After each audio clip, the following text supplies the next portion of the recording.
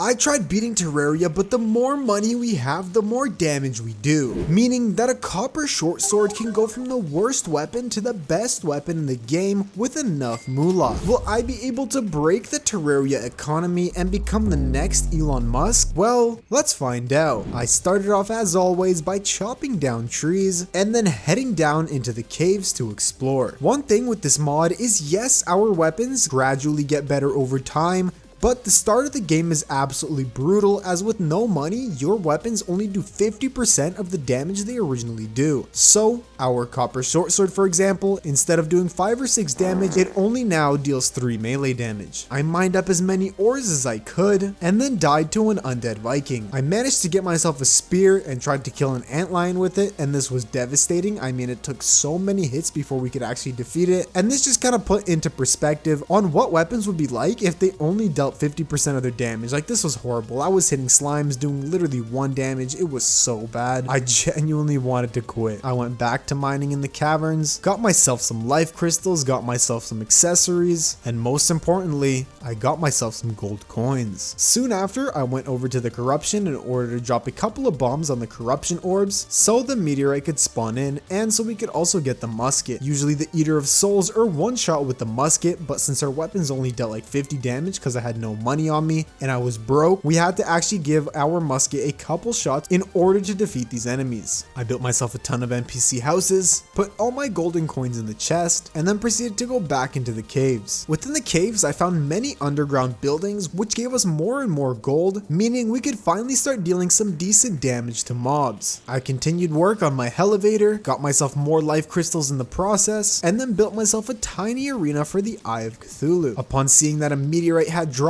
I ran over to the left side of the world and started chucking bombs at it. I honestly did not know that we could just use our platinum pickaxe to mine up the meteorite, but I guess you live and you learn. Once I had enough meteorite, I came back to spawn, crafted myself a full set of meteorite armor and a space gun. After this, I went over to the corruption, chucked some bombs at the corruption orbs, and summoned in the Eater of Worlds. I got myself a decent amount of money beforehand so we could actually deal some damage to this boss and not be an absolute broke boy when fighting him. And with our weapons dealing close to regular damage, we took out the Eater of Worlds, making us slightly more rich. I crafted myself a nightmare pickaxe and went back down to the caverns in order to mine out obsidian. I realized that it was nighttime, so I quickly came back to spawn and summon in the Eye of Cthulhu. I mean, we didn't have to beat it, but hey, why not fight it when I get the chance? I was doing absolutely no damage, only to realize that I had no coins in my inventory. After this, I went to go mine out hellstone, and after crafting myself a fiery greatsword, I ventured over to the jungle in order to get myself the blade of grass. I didn't really bring many coins with me because I knew I was going to die, so our damage output was so bad. Like, usually the fiery greatsword is very good for taking out almost any single pre-hard mode enemy, but with this, it was taking us like 2 or 3 shots to take out something like a bee. It shouldn't take 3 shots with a fiery greatsword to take out a bee, guys. Come on. Anyways, I came back to spawn, crafted myself the blade of grass, I crafted myself the light's bane, and now we just needed to get ourselves the Muramasa, meaning that we're gonna go fight Skeletron. Before this, I got myself more hellstone, crafted all of the hellstone tools, and also got myself full molten armor. I went over to Skeletron's dungeon with 31 gold coins, and this made the boss fight an absolute piece of cake. We took out his hands using the fiery greatsword, then I spammed him with the molten fury, and using hellstone arrows, we absolutely demolished this boss. We went into his dungeon, found the Muramasa insultingly quickly, and then I also spent a little bit more time grinding out bones just so later we don't have to do it when we want to fight Skeletron Prime, and I also got myself more water candles. I came back to spawn, crafted myself the Night's Edge, and then went down to the underworld in order to make myself an arena for the Wall of Flesh. Before fighting the Wall of Flesh, I grabbed all of my coins, which put me at almost 60 golden coins. This doesn't seem like much, but let me show you how much damage our weapons actually do right now. The Night's Edge was consistently dealing almost 80 damage every single swing, and that's without a critical hit. Let me put that into perspective. This sword usually deals 50 damage per swing, so with the coins that we had in our inventory, we were dealing probably an extra 20 points worth of damage, and this is only with 60 golden coins. Could you imagine what it's gonna be like once we get to platinum? Anyways, I chucked the guide voodoo doll into the lava, used my buffs, and then spammed the fleshy wall with the molten fury, and then used the night's edge to take out the hungry. This boss fight was so unbelievably easy. We were dealing crazy amounts of damage due to the amount of coins we have, and it's only gonna get even easier from here. As soon as the wall of flesh was defeated and we got into hard mode, I went over to the corruption in order to break demon altars. I blessed my world with palladium, mithril, and titanium, and proceeded to start the everlasting pickaxe progression. I got myself a bunch of palladium, which we could use to craft a palladium pickaxe. Then using the palladium pickaxe, I got myself mithril, which we can craft a mithril anvil with, and a mithril pickaxe. And then finally we could mine titanium. Using my mithril pickaxe while grinding for titanium, I actually also picked up everything that was in sight. You might ask, Boio,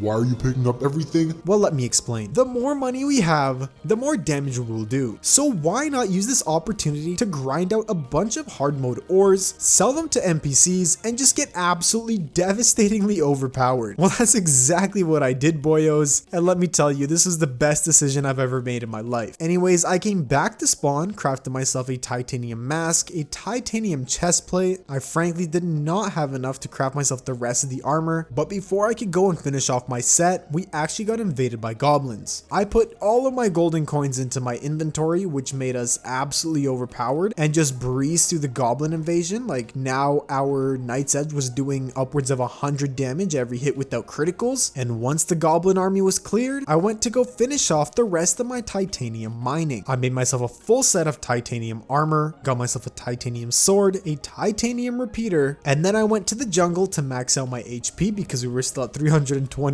HP in hard mode. I went over to the Sky Islands in order to farm out wyverns and harpies so we can get ourselves a set of harpy wings, which are my favorite wings in the game. And after all of this was done, I started building an arena for the hard mode bosses. I got myself even more ores to sell to the NPCs just so we could have more coins on us, and with 1 platinum, 30 gold, I came back to spawn, bought myself a ton of buffs for all of the bosses, and I first summoned in the twins. We took out Spasmatism first because he's the one that shoots the green puke at you, and I really don't like that. It hurts me a lot. And then after that, we took out Retinazer. This was so quick, so easy. The further we get into the playthrough, the more things just ramp up and the more damage we could actually deal. Once the twins were out, I quickly summoned in the Destroyer, and using Jester's arrows, we took him out even faster than we took out the twins. Lastly, we had to fight Skeletron Prime, but we were gonna have to put that off for the next night because it was already turning day. I went down underground in order to farm out a bunch of mobs for money, and by the time I came back to the surface, I had made nearly 2 platinum coins. Another fantastic idea I had was to make myself a money farm using golems and jellyfish, so that's what I spent the next day doing. This is also what I did in my previous video where my coins equal to my HP, so I definitely recommend you go check that out. Before I could finish the money farm, it turned nighttime and I summoned in Skeletron Prime. Using the titanium repeater and hellfire arrows, we absolutely exploded this piece of machinery and left him in a devastating mess. The jungle grows restless, meaning we could finally go on the never-ending journey of trying to find Plantera's bulb. You guys know how much I love that, of course. Before we do that, I wanted to completely build and finish the money farm, so that's what I spent approximately the next day doing. I got myself more golem statues, got myself a jellyfish statue, and then had it run in the background whenever I needed some extra cash. As soon as I had the chance, I went over to the jungle to farm out turtles, and in this process, I got myself a Yelt's yo-yo, which is my go-to weapon for defeating the salad boss. What's the salad boss, you may ask? Well, of course, it's Plantera. Speaking of Plantera, subscribing to the Boio YouTube channel increases your chances of finding Plantera's bulb by 300%. So if you want luck on your next playthrough, I recommend you subscribe. Anyways, I got myself enough turtle shells to craft myself a full set of turtle armor, so I came back to spawn, and I did not craft myself turtle armor because we also needed chlorophyte. Instead, what I did was made myself a master yo-yo bag, and then finally went to go farm out chlorophyte. Using the pickaxe axe, I got got myself a bunch of chlorophyte, and once I came back to spawn, I crafted myself a full set of turtle armor. I sold all of my unnecessary items, which put our money at 2 platinum coins and 43 gold. Taken, with this amount of money, our Yelts was doing upwards of 350 damage. I mean, this is damage that something like the Terrarian would do, and this is just the Yelts. Anyways, I let my money farm run for a little while before fighting Plantera, and once I was rich, I went over to the jungle, dug out a tiny arena for Plantera. Honestly, like, I genuinely did not need an arena even this big. We were already doing so much damage that we were gonna absolutely one-shot any boss. And so I broke her bulb, summoned her in, and this was devastating. I mean, Salad Boss did not stand a single chance against us. We took her out in literally like 10 seconds, and now we could go and torture Golem. I quickly flew over to his dungeon, picked up myself a lizard power cell, made a tiny arena, and summoned him in. At this point, we were so overpowered that I didn't even bother putting my gold coins away or even my platinum away, because I knew anything that got in our path would get absolutely obliterated. There was no fear of death coming from me, and you could see it in my eyes. On our very first try, I managed to get a pick saw, and look how much damage this does. A pick saw is not supposed to do 194 melee damage. I picked up the lizard altar, came back to spawn, killed Golem a couple more times in order to mostly get money,